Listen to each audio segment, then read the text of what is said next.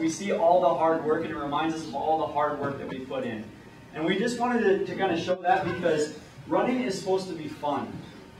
I think a lot of people, they focus so much on the stats and the numbers of running, and they lose the fun in it.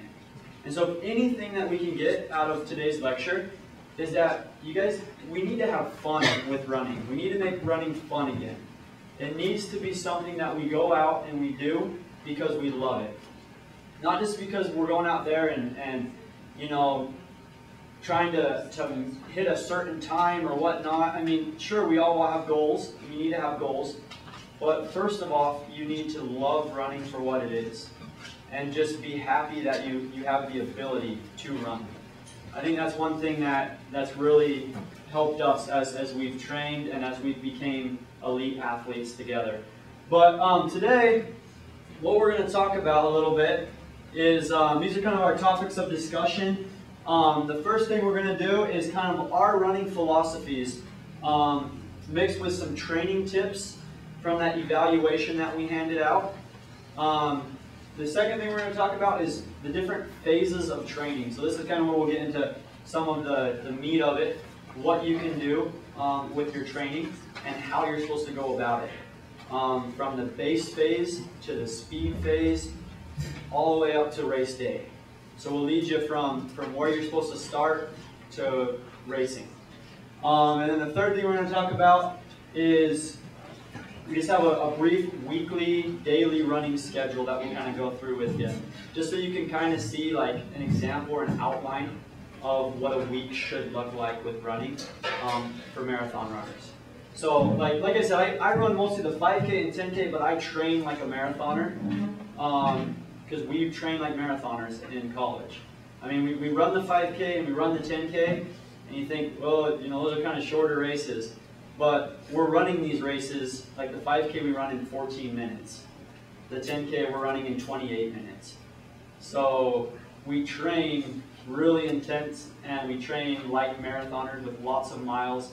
And so this basic training plan that we'll go through with you is what me and Aaron do. And it's something that you can do as well.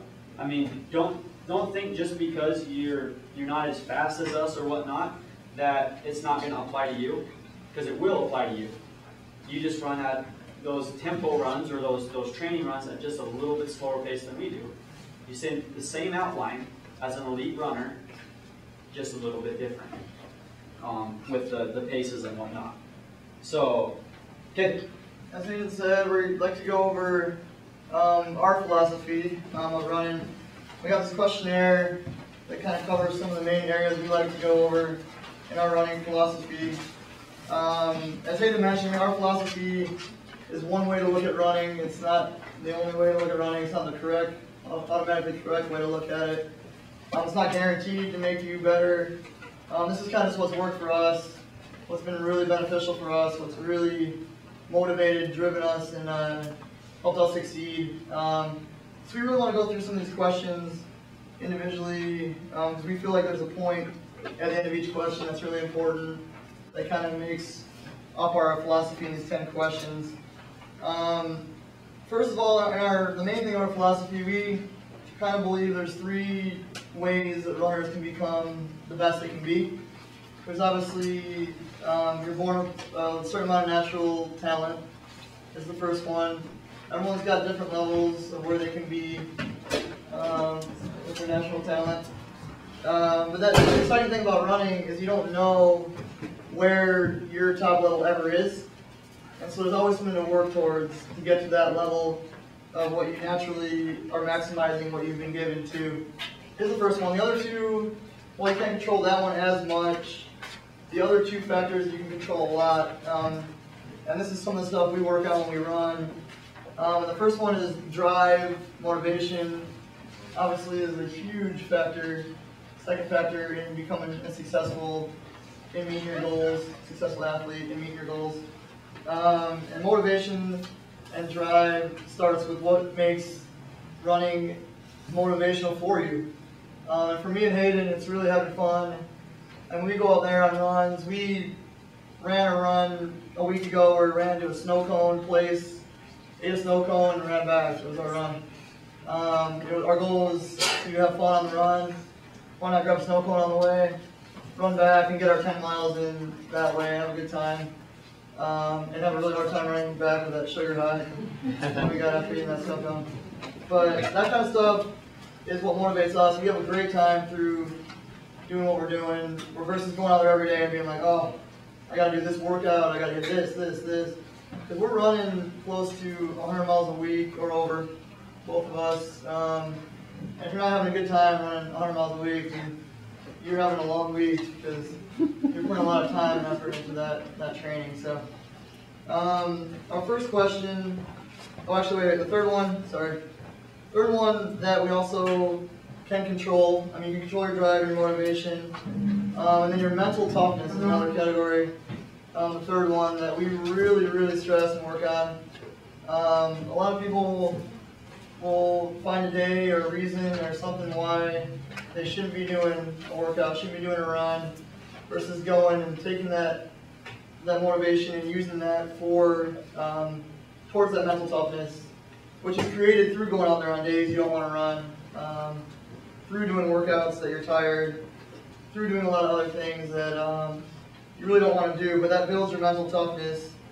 And mental toughness is, I feel it's the most important thing in your training. I mean, Hayden talked about the marathon I ran in 2010 where I won that one, but last year I was coming off an injury from August till October. Achilles injury, didn't run for 6 weeks. Really had no training, like no reason to be running that fast of a marathon. And 2 weeks before the St. George Marathon, all of a sudden my Achilles was better. I had no training really. I did one run over 10 miles, but I went out there to the marathon, got to the start line with no pressure. That is a good way to clear your head, and just used years and years of what I've done before in my head to fuel my performance that day. I ran 10 seconds off my best time that day with one run over 10 miles, just by pure up here. We feel like running is so much mental, and in these questions we're going to go through a lot of the stuff that makes up that mental strength, and also in our training program we'll showcase some of that also. But so we'll start with the first question on here, which is, how many days do you run with a watch per week? And in your head, just answer it off the sheet. You don't have to answer out loud or raise your hand or anything. And this is an important one for our philosophy, as we feel like a watch is almost like a negative thing on days you don't need it. You have to have workouts, you have to hit your certain goal times on certain runs, and you got to have a watch for certain stuff to know your progress. But overall, we run maybe 2 days a week with a watch. The other days we come out, we run no watch, we run free, we call it free running. We go out there and we just feel the pace. Sometimes we go faster, sometimes we go slower, but we make sure we go our distance that we need to go. And we just run by feel, which is something we feel like a lot of people neglect with all the technology we have nowadays, with the Garmin's, with all the stuff you can measure your running with, and blogs and all that stuff, where you can record your running. We feel like just going outside, stepping out the door, take off the watch. We usually take off our shirt. You don't have to do that, but you feel free. I mean, you feel like running is for fun. You don't feel like you're timing everything. And we end up running faster on those days we're feeling good because we're without our watch. And so we're not checking every split, every mile. We're not like, oh, I'm off pace, I'm on pace. We're enjoying the run, we're talking, we're having a good time. And that is something really key that we have in our training, is just the 2 days a week we'll do a speed workout, we'll do a tempo run, and the rest of the week we'll ditch the watch, we'll run by feel, we'll enjoy the training, and mentally we'll clear our minds for those harder workouts where we do use a watch and everything like that. A lot of people wonder a lot, like, how are the Kenyans so good at running? How are the Africans? Of course, you know, they grew up doing it and whatnot. But the reason why those guys are so good, I've ran with Kenyans, Africans my whole life. I race against them. I have teammates that are Africans and Kenyans and whatnot. And this is what they do. they free run on days when they don't need their watches. They know their bodies. That is the key to becoming a good marathoner or hitting your goals or hitting your times, is getting to know your body. Getting to know how your body reacts to certain things. Getting to know how your body, what you need to do with your training to make sure that you stay healthy. Different things like that. So when you go out there and you don't have a watch on, you're getting to know your body. You're getting to know what it feels like to just run free and not have that watch on. And like you said, we want you to definitely wear the watches during workouts, during tempos, things like that. But on easy days, take it off. Become like a Kenyan. Get to know your body. Really, it's the key to it, is get to feel the steps that you take. I literally had one guy, one of my friends, he's a Kenyan kid, he told me, he said, I feel the ground. I know the ground. I know every step that I take, I know what's going on with my body. It's because he's learned how to run free like that. And so that's just one thing that you can do to get that way. Okay, the second question, how many days do you run per week? Now, this is a question that a lot of people have. They wonder a lot, like, how much should I run a week? I know some people run 2 days a week, and some people run 5, some people run 7 days a week. The key is to see what level you're at in your running. If you want to be an elite athlete, if you want to be, one that's going out there and you're hitting really fast times in the marathon, then you have to get up to 5 to 7 days a week of running. I'm sorry to say, but you have to do that. We run 6 days a week. Well, he runs 7, I run 6. I mean, it's just, you have to get up to that many because you have to get the miles in. The miles are what's going to improve you and get you better.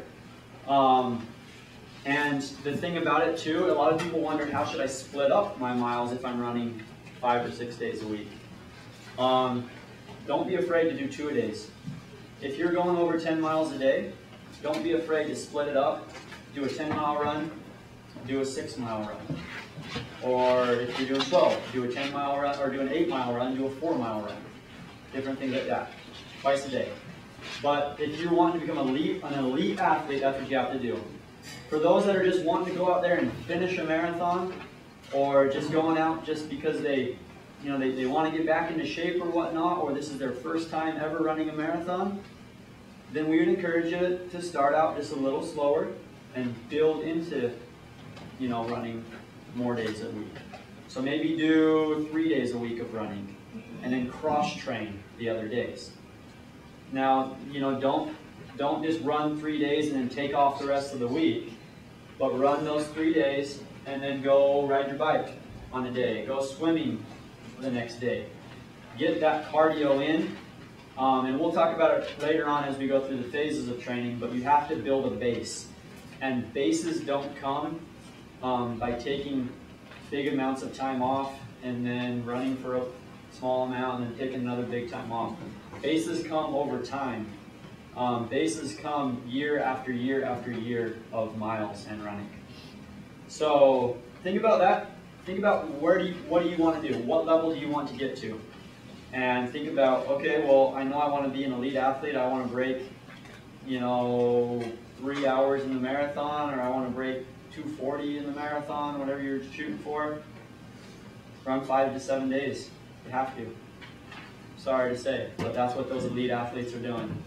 So, okay. And thanks, Hayden. As Hayden said, consistency is huge in developing any training program. More for what we talked about earlier, mental toughness than anything. You can run a consistent training schedule of once a day, 6 days a week, or even twice a day, 7 days a week. That mental toughness you build from that consistency is what turns you into an elite athlete up here, and physically also. But that consistency is huge, as Hayden discussed. The next one is kind of similar to the first one, so I might cover number 4 too. But the blog, we really put that on there. How often do you blog your runs? To also go to the same point of free running. I mean, you want to blog some of your runs, maybe your big workouts, but you don't want to carry your watch on days that you don't need to, and you want to have that freedom to go out and free run. And when you're blogging it, you're thinking about your after stuff, and you're not just running for that moment. You're not in the moment of the run. We feel like for our philosophy, we feel like blogging those miles, the fun miles you do, are not valuable versus maybe blogging the workouts you've done and stuff like that. But our next question is also, how often do you miss a planned run? They're never, sometimes, often, or always. That's, as Hayden said too, if you're going to be an elite athlete, or you have a goal or a training plan or something you want to achieve, missing a planned run might not hurt your physical ability. I mean, you can go 2 or 3 weeks without losing much physically, but it comes back to that mental strength again. If you're missing planned runs, even if they're easy runs, we'll go. I remember with Hayden, we went before. We had a long run plan for 7 o'clock at night one night, and I think I ended up working late, and then Hayden had something else going on, and we got to the rec center where we met at like 10 o'clock at night. Like, why are we going out here to run at 10 o'clock at night? Everyone's sleeping. We're out here getting ready to run 10 to 12 miles. But doing that run, as much as it didn't probably help our physical running as much, it really helped our mental running, knowing that you set that run on that day. You're going to do 10 to 12 miles, and showing up at 10, 11 o'clock at night and continuing to follow through with that run. It just creates that mental toughness that can take your running from one level to the next level, as far as the mental toughness goes. And we've done it many times. Everyone's got commitments, everyone's got stuff that makes them busy. I've had days where I've worked events from 5 in the morning until midnight, and I've come home and ran my run at midnight after a full day of fatigue, and everyone's like, that sounds really dumb, why would you go out there, just take a break. But it's more up here, it's for this, it's for knowing you can do that, for knowing you've accomplished that. And when you get to that race day, and you're at the start line, I mean, the reason you're nervous a lot of the times is because you don't feel prepared. When you reflect back on those days that you went out there and you put in those miles when you know you shouldn't have been out there, maybe you felt like you didn't want to run, that creates, eases the nerves and makes it feel like you're ready for those big events. And those are the key days. Anyone can run when you have all day and you have all time, but doing those runs when you don't have the time, when you find a way to do them, when you get into your schedule, and the days you don't feel that good are the days that make it the strongest. That's why we feel we always do our planned runs, unless we'll talk about later injuries and how we go about injuries and stuff like that. But Hayden's going to get the next one for you. Yeah, and so like with that last question too, just one thing I wanted to add is, think about work. I mean, you have to go to work. Running, you kind of do the same thing. I mean, you have to run on that day. Treat it like it's the same thing kind of thing. That's how I treat it sometimes. Okay, 5. How often do you cross-train when you are injured? This is a big one. Just to tell you a quick story, I got injured this last spring. I had some foot issue and whatnot, and it really took me down, and I had to take almost a month off of training. But instead of taking that month completely off and not doing anything, I went and I pool ran every day for as long as I ran. So I run 2 hours a day almost. So I'd go and I'd pool run for 2 hours a day. And it sucked, let me tell you. It was horrible. It's awful. Yeah, it was so awful to go out there and just pool run. But I went and did it, and I got healthy finally by the end of my season, and it was right when we had our championship race. And I'd only had 1 week of training in, but I'd had a month of pool running in. And I went out and I ran that championship race, and I ended up running 30 seconds faster than I'd ever ran before in a 10K. So that just shows you that even if you do get injured, because everybody's going to get injured, sorry to say, but everybody will have an injury, cross-train. Don't just give up on your running, because it will heal, but if you sit there and you take months off of training, you have to restart again. And it's so much harder to restart. But if you can go out there and you can cross-train, pool run, ride a bike, stationary bike, go ride your bike if your injury permits you to, go swim, stuff like that, keep that cardio up during an injury, you're going to be able to come back stronger, and you're not going to have to build that base as strong or as much when you try to get back. And that's the one thing I see is a lot of people are just very inconsistent with their training because they think, oh, I'm injured, all right, I'm done. I'm just going to relax for a month. And it's so hard for them to come back. It's that consistency that we talked about. Be consistent, be persistent at everything you do with training. And I mean, that example right there shows that my example shows that you can still run fast. You could run a marathon, you could hit your goals, even if you got injured through cross-training. Yep, number 6. Great point. And that's so true. I mean, I told you guys about that marathon where I took 6 weeks off. I mean, that's what I was doing every day. As you go to the pool, you hop in there, you bob up and down really, really slowly. If you guys have ever seen pool running, it's ridiculously boring. Swimmers fly by you 100 laps, and they get out and leave, and you're still going back and forth. It's monotonous and it's hard, but sometimes when you're injured, those workouts drive you. I mean, I think we do more cross-training when we're injured than we do training when we're healthy, because in your head, you're like, I want to get back, I want to get back. You got that motivation, you're going out there every day. And as boring as it is, it sets you up. It keeps your mental toughness at the same level, your physical fitness pretty close, and it sets you up for, 6 weeks of missed training, and you can run at your best time for both of us. I mean, we've both done it, and that cross-training that Hayden mentions is like extremely, extremely crucial in a good training plan with injuries that will happen. As far as the next question, how often do you question yourself during training? This is another mental toughness type question that we kind of want to go over. Never, sometimes, often, and always. A lot of people don't know they're doing the right thing. They don't know their training is leading to the right place. They don't feel that confidence with their training. That's a big thing about our running, is we set our own benchmarks before we start our goals. The year I won the St. George Marathon was in 2010, was the first marathon I ever ran. I was my first one. So a lot of people were like, who is this guy? And like, where do you come from? And it wasn't like it came out of nowhere in my head, but for other people, they were like, wow, how in the world did this guy come from just organizing races to all of a sudden he's winning the biggest marathon in our city? And that was created through not questioning my training. And in my head, and we don't really have a coach, Hayden's got a coach at SU, but I do a lot of my training self-coached, because I have my own set of requirements I want to hit before I run a big race. And before that St. George Marathon, for example, the one in 2010, I had like 3 goals I wanted to meet. I wanted to make sure I ran 2 or 3 weeks over 100 miles. I wanted to run my 23-mile tempo run at a certain pace that I did at the end of the season. And I wanted to do a couple other workouts. I don't know if you've heard of Viasso 800s. It's another good predictor workout where you run the 800 at your marathon pace.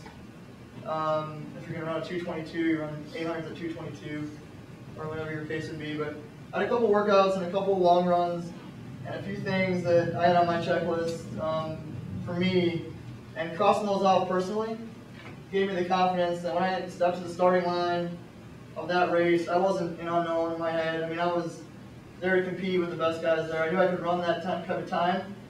I knew I could run the 222 or 220 range based on what I had done for those benchmarks. And so it wasn't anything to be nervous about.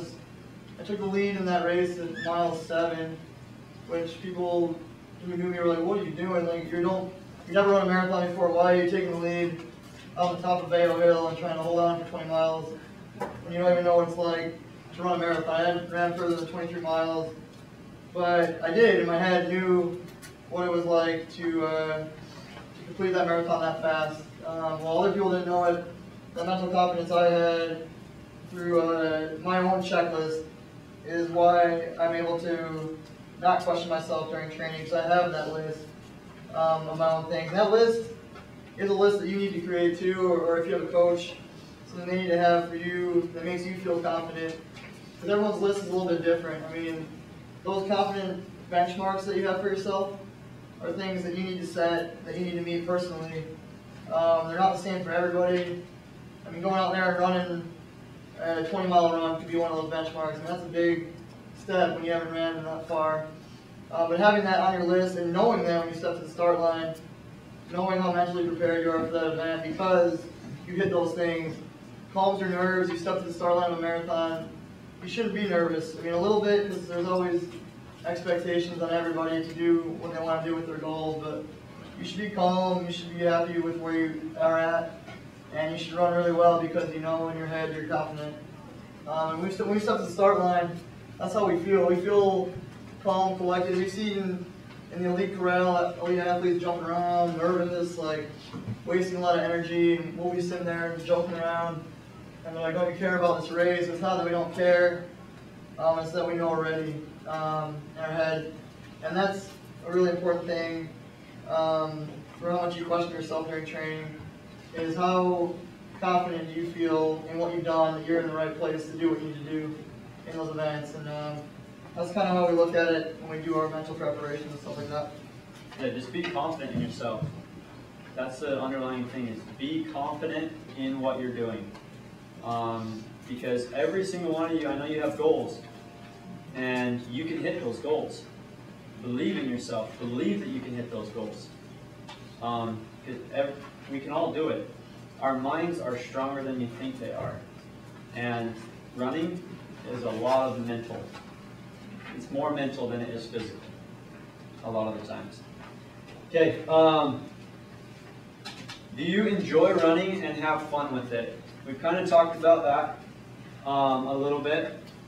And come up with fun things to do in your running to break up all the monotony. Either if you're with your training partners, or maybe go do a relay and have some fun with that relay. Break things up just a little bit every now and then. I know, America's all about hard work. Work all the time. And we believe in hard work. Don't get me wrong. I mean, I didn't get to where I am without hard work. But you have to have fun within that too. This is a hobby for most of us. It's kind of a job for me because I get paid for it as an athlete.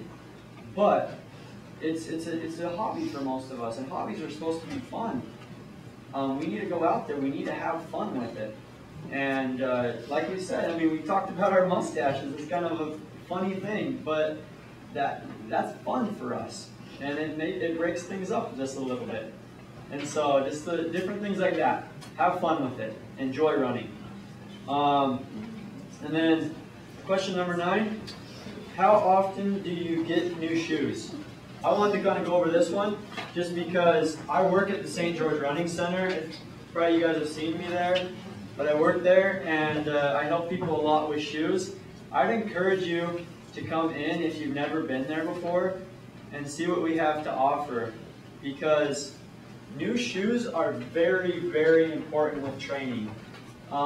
It's the most important thing. Think about it, as runners, that's all we really have to buy. And I mean, I kind of have the philosophy of, man, this is like my tires to my car, or this is like the tires on my bike. I want them to be quality. I want them to quality, tires. I don't want them to give out on me. I don't want them to break down in 100 miles or whatnot. And if we're out there getting shoes that are not as good, or you haven't got fitted for shoes, make sure you do, because it will change your running. It will definitely help you train better, and you'll be able to stay healthier. That's the key thing. I brought just a couple of shoes. I mean, I go through shoes. I run a lot. I run 120 miles a week, which is quite a bit. And shoes typically will last you about 400 to 500 miles at the most. Yeah, and so I go through shoes about every 6 weeks, which kind of gets expensive sometimes. Good thing I work at a running center. I mean, I get good deals. Steve's a great guy. Or whatnot, then have to go spend $500 at a physical therapy place, or whatnot, or getting a massage, which is going to cost you money. So make sure you know that. Come to the running center. We'll help you out. Try it out. Can I just ask a question? Yeah. Have you read Born to Run? I have. Yes. What's your opinion on that? What's my opinion on that? It depends on how much you're running, and you have to be really careful. If you want to do that minimalist style, you have to really, really be careful with it. You have to build into it slowly, like maybe like a mile at the most, like every day for like a month, and then build up slowly because your feet have to get into that. If you're running a lot of miles, I wouldn't recommend it just because you need that extra cushion. And so, how can you tell the cushioning's breaking down there? a lot of the What are times you'll see signs? ripples in it, in the cushioning. Okay, You'll see so I usually ripples in just it. check for tread, you know. Yeah, you'll see ripples in the cushioning, but also, like I said, your feet will start hurting you, your knees will start hurting you. You'll feel like you're bottoming out, you're hitting the ground, and you know they'll just feel flat. The shoes will feel flat. You know the cushioning's going. But come by the running center. And we can answer more questions. We got to kind of go on, but that's good for that. That's a fantastic point. I mean, we both go through shoes once a month, which is ridiculous. But I mean, it is the only thing between you and the road. And I did a 3-board run too, and it is a good point on barefoot running, which you can add in as part of your regular training. But a lot of the pavement running we do, a lot of the current day, stuff we have to run on, kind of dictates the shoes are a little bit more important. If you see the bottom of my wear pattern in my shoe, I scrape off one side of the outside of my foot, and I would not want that to be my foot. But it just depends. Like I said, there's always a good balance, and adding barefoot running definitely has its good benefits in strengthening your muscles and your feet, and stuff like that. So, but we'll move on. As me and Hayden were talking about earlier, we can talk forever. We only had our first slide. But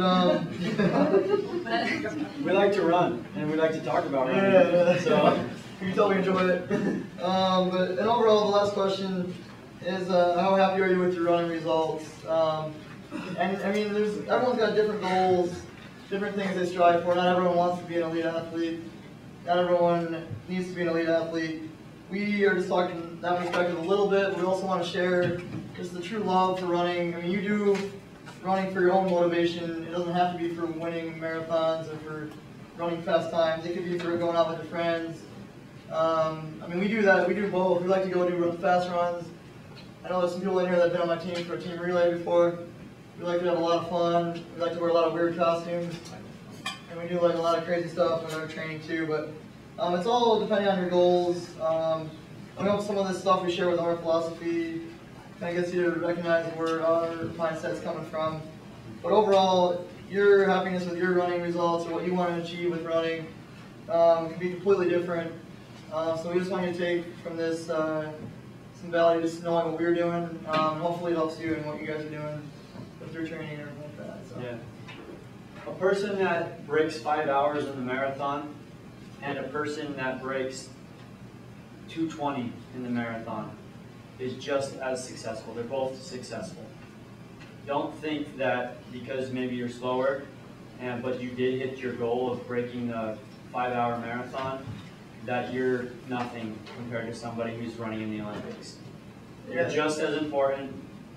You are hitting your goals. You are successful because you're hitting your goals, no matter how fast you are.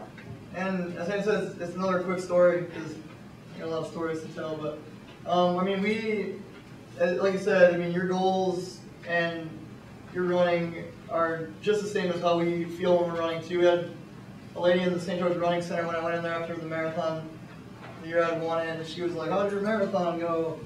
And I was like, "Oh, it was dying. I hit cramps at mile 16 with my calves, like barely made it through." And she's like, "Oh, you must have ran right around where I ran at 4 hours, 30 minutes or something like that." And I was like, I ended up running 2:20 something. And she's like, "No way." Like, people don't think that we feel as tired or the work like other athletes do. It's not true. I mean, we're just as tired, just going through a marathon, just as fatigued, feeling the same emotions, just at a different pace. And all those goals are just as good. I mean, like Hayden said, a runner running a 5-hour marathon and breaking their goal is just as good as a runner wanting to run a 2:20 and breaking their goal. It's just all comes down to your individual goals and how you go about achieving them. So I'm going to let Hayden cover our second slide. Okay, yeah, so we're going to go through these slides because we only got like 5 minutes, sorry, before we get to answer questions. But, okay, this is the phases of training section that we wanted to talk about. And this is more of like the meat and I'll send this to you if you roll your email down. So you can kind of go over it. It's pretty easy to follow. Aaron will want to put funny pictures in. So That's one of our team relays with our Halloween butt shorts. yeah. There's a bunch of donkeys in the background. You can... So phase one of the phases of training is the base phase. Now the base phase should last about 4 to 8 weeks or till the body adjusts to the amount of miles. This is the building phase. This is where you start to build those miles up and get to that certain amount of miles that you want to peak at, or you want to run at. It may last a little longer if you're a beginner. It may last up to 4 months, 5 months, because you have to build a base. But building a base is so important because once you build a base, you can't really, you get to that certain base level, and that's where it's like building that foundation of the house. You can't really go any much lower unless you took like years off of running. But build that base for 4 to 8 weeks. That's very, very important. During this phase, you want to start by working and increasing your distance. You want to do your easy long runs and aerobic cross training during this phase, depending on what level you're trying to shoot for. Build that base up. During this time, you also want to implement strength training. Strength training, weightlifting is very important for injury prevention. If you're not doing some sort of weightlifting, core work, different things like that, get on it. It'll help you stay healthy. You'll feel stronger. You'll feel more strength at the end of your marathons, and you'll look good. No, but you do. You look better. No, but so weightlifting is very important. Make sure to put that in. For distance runners, for marathoners, I'd say maybe 2 times a week, 2 or 3 times a week. We do 3 times a week. A lot of you might not have time. At least do it 2 times a week. And real quickly, as I said, weightlifting doesn't necessarily mean like heavy weights, trying to build bulk. We're in the weight room doing 20-pound dumbbells while all the big dudes are working out with their hundreds. And we're just working on tone, balance. I mean, you do a lot of running with your legs, but you don't do much working out with your arms. You're just doing a full running plan. And doing core work and doing arms creates a balance that will give you better running economy. When you're running, you won't get tired as fast if your body's in balance. So we do light weights, lots of reps, only an hour, 3 days a week. We found it's really, really valuable for our training. So. Yeah. So definitely implement that. That's phase one, the base phase. Lasts about 4 to 8 weeks or maybe a little longer. Phase 2 is the build the strength threshold phase. And during this phase is when you start to implement what they call tempo runs or faster paced runs. Tempo paced runs, I'll kind of go over them. They're roughly, I have it on there, 3 to 8 miles long. Depending on what level you're at, and you're wanting to get about 80 to 90% effort of what your race pace would be. Of marathon pace? Of marathon pace. Yep. Roughly, this is the best one. 10K pace. Whatever your 10K pace is, say you're training for the marathon, whatever your 10K pace is, run that during your tempo runs, and that should do pretty good. I put some links on there. There's a website, and there's also the Jack Daniels running calculator where you can implement your times, and it'll tell you exactly what your tempo run should be at. So use those. I use those for mine, and they work really, really well. It tells you about the range where your tempo should be at. So this is the phase when you start implementing those tempo runs, and you want to do tempo about once a week, 1 day a week. We do tempos on Thursday, 1 day a week. These are very important when you start alternating those hard days and those easy days. And remember, all these phases build upon each other. So you're still continuing to build base during this phase. You're still continuing to do your strength training, but now you start adding in one tempo run a week. And you do that for about 4 to 8 weeks. Now the next phase is the speed phase, or the peak phase, they call it. This phase lasts for about 2 to 4 weeks. So you continue to do the base, you continue to do the strength, you continue to do the tempos. Now you start adding in some speed workouts. And so we do our speed workouts on Tuesday. It's all on there. I have it on that schedule there. So Tuesday, you start doing those, or whatever you need, you can put them in, those speed workouts. So you do your easy run on Monday, your speed workout on Tuesday, easy run Wednesday, tempo run Thursday, easy run Friday, and then a long run on Saturday. That's kind of what that schedule is. But during this phase, you start implementing those high intensity things. It's supposed to be hard. Speed days are supposed to be hard.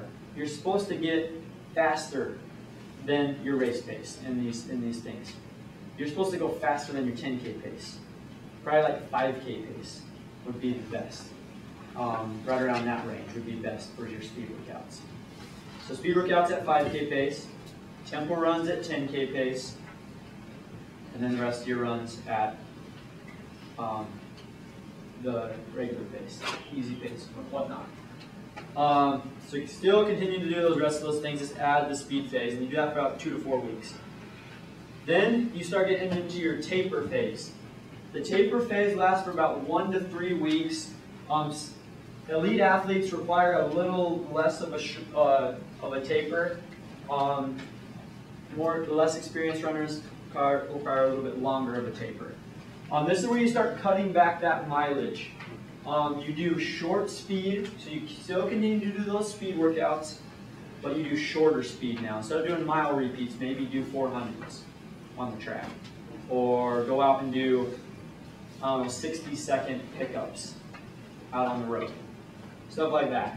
You know, real quickly, the big thing we do at the end of a run for this phase, we like to do a workout we call cadence.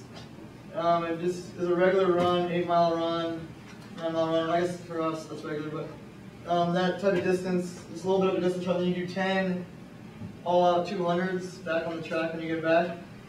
You work on that turnover. You work on driving those legs fast and really building that turnover.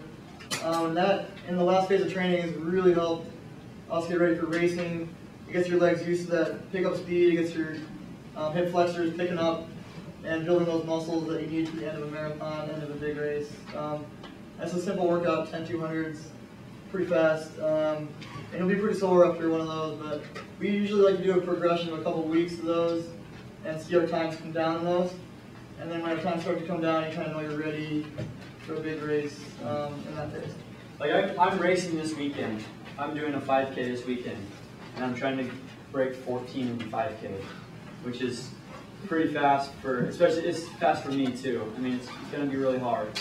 But I'm tapering this week right now. I usually run about 18 miles a day, 18 to 20 miles a day. I've dropped it down to 14 to 12 to 14 miles a day. So it doesn't have to be a lot of miles you take off, but you take off a little bit of miles there. And your body will feel it, it will feel recovered, and this leads you into race day. The taper phase leads you into your race day. So 1 to 3 weeks out before the St. George Marathon, this is when you implement this taper phase.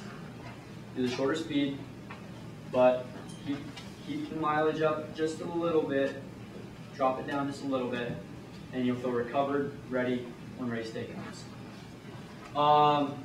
Fifth phase is the recovery phase. The recovery phase lasts for about 2 weeks after the race. A lot of people, what they do is they run the marathon and they completely just shut down. They're like, I'm done. I'm going to take off 2 weeks, not run at all. Not a good idea. Sorry. It's not a good idea. What you need to do is you need to run easy for those 2 weeks. Drop the mileage about half, run easy. Keep those legs going, because what it will do, it'll help you so you don't have to have such a huge base. I mean, you don't have to start with a 2-month base phase. Now you can only start with a 4-week base phase because you kept your running up. Does that make sense?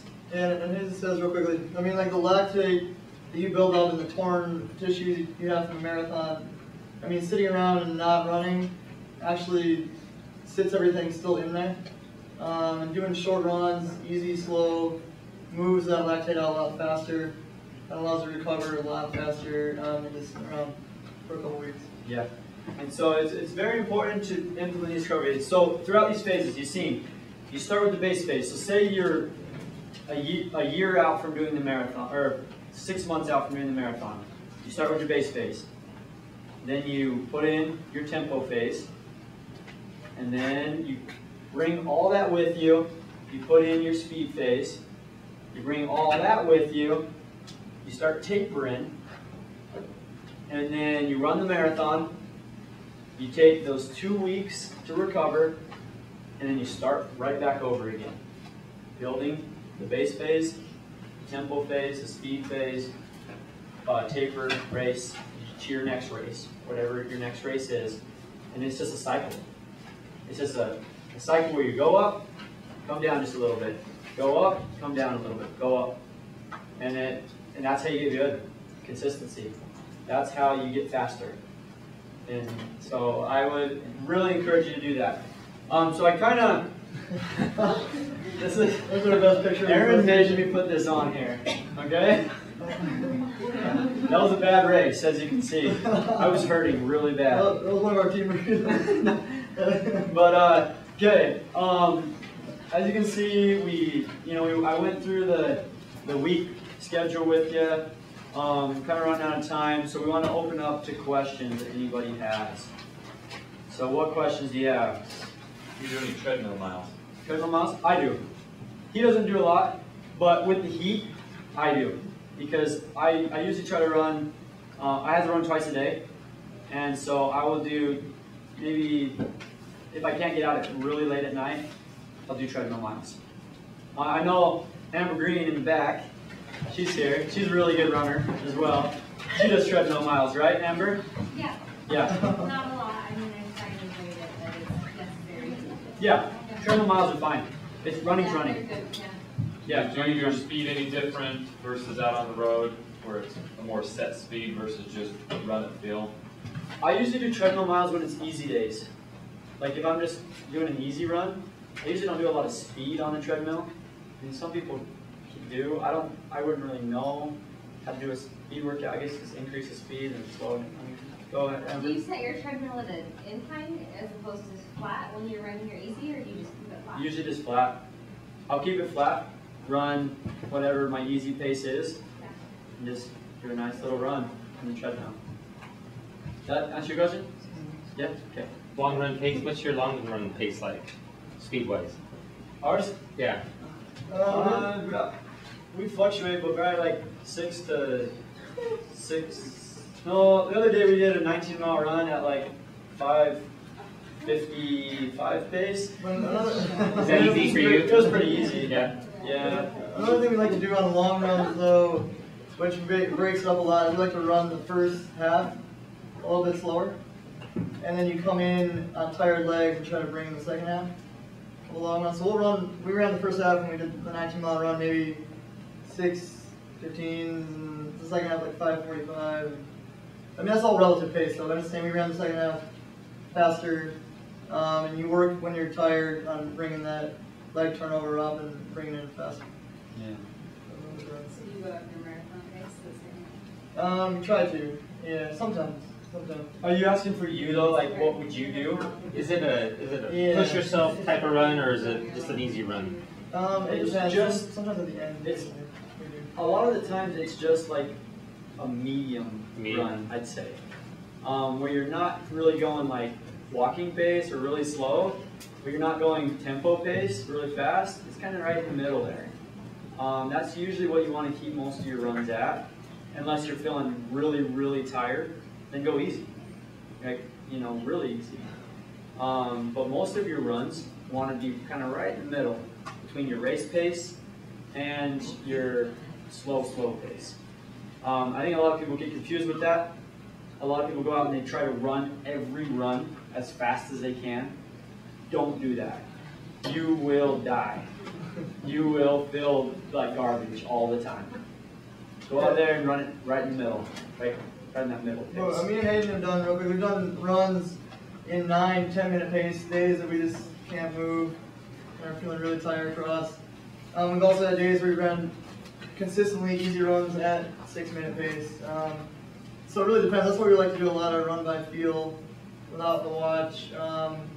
And maybe we don't even really know exactly what pace it was if we don't have a watch on, but it feels right for that day. And that's where we usually like to be at for those other days, on those easy days. That's where it comes to getting to know your body. Getting to know your body. I mean, for most people, that's key is finding what your pace is. Can you base that off heart rate?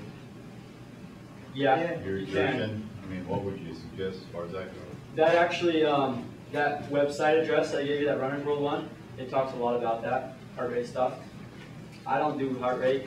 I don't know. That's probably not a good question for me, just because I don't know. You still want to be within like 75% of your max heart rate on a heart rate workout. That's kind of where your easy run should be, within that 75% range. So it's a good place to establish what pace is right for you and work from there. Oh, it's great, yeah. Yeah, heart rate is a great way to do it. It kind of gives you that really good baseline. You know kind of how hard your body's working.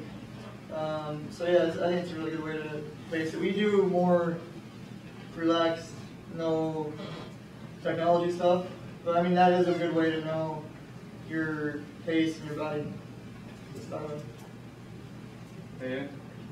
So you do feel it's more beneficial just to do consistency? I know Amber Green doing CrossFit is more mentality to like max out on heart rate, max out. Is that beneficial for increasing your speed?